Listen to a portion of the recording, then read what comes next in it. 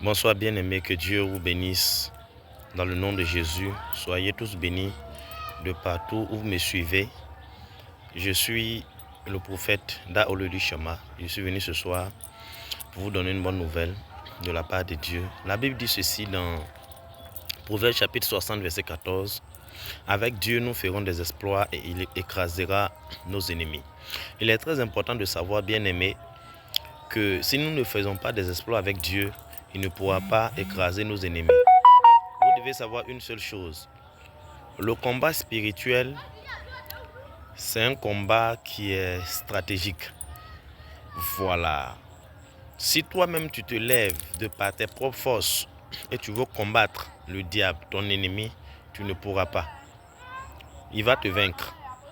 C'est pourquoi la Bible dit, avec Dieu, nous ferons des exploits et il écrasera nos ennemis. Ce n'est pas nous qui écrasera nos ennemis, mais c'est lui qui écrasera nos ennemis. Voilà. Mais il ne va pas rester comme ça. Il ne va pas rester simplement se lever comme ça pour écraser nos ennemis. Non, c'est quand nous commençons à faire des exploits avec lui qu'il écrase nos ennemis. Donc si tu veux qu'il écrase tes ennemis, il faut commencer à faire des exploits avec lui. Faire des exploits avec Dieu signifie quoi? Ça veut dire qu'il faut travailler avec lui. Il faut cohabiter avec lui. Il faut faire des choses avec lui. Voilà. Est-ce qu'on est ensemble? Donc je t'exhorte à te lever pour travailler pour Dieu. On fait l'œuvre de Dieu. Quand on fait l'œuvre de Dieu, quand on parle de servir Dieu aujourd'hui, beaucoup pensent qu'il faut être pasteur seulement pour servir Dieu. Il faut être prophète pour servir Dieu. Il faut être un évangéliste pour servir Dieu. Il faut être docteur de la parole pour servir Dieu. Il faut être prophète pour servir Dieu. Non. Un chrétien peut servir Dieu. Un chrétien est appelé à servir Dieu.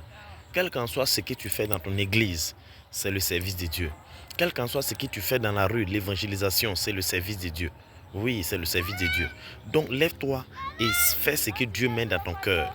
Même si tu soutiens les hommes de Dieu, c'est le service de Dieu. Tu soutiens les chrétiens, c'est le service de Dieu.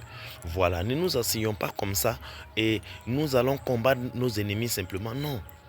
Je vais vous dire une chose. Quelqu'un qui s'élève pour aller évangéliser, il est toujours dans l'évangélisation. Il est toujours dans la prière, dans l'intercession pour ses frères et ses sœurs. Est-ce que vous pensez que le Seigneur peut le laisser? Le diable va la voir. Est-ce que vous pensez que le Seigneur peut le laisser? La sorcellerie va le terrasser? Ce n'est pas possible. Mais aujourd'hui, qu'est-ce qui se passe? Qu'est-ce qui se passe aujourd'hui? La sorcellerie arrive à t'éteindre. Ils arrivent à détruire tes finances. Ils arrivent à détruire ton foyer. Parce que tu es assis. Tu ne fais pas des exploits avec Dieu. Et lui aussi, il ne combat pas tes ennemis. C'est vice-versa. Avec Dieu, nous ferons des exploits. Nous ferons des grandes choses. Est-ce que tu fais des grandes choses avec Dieu?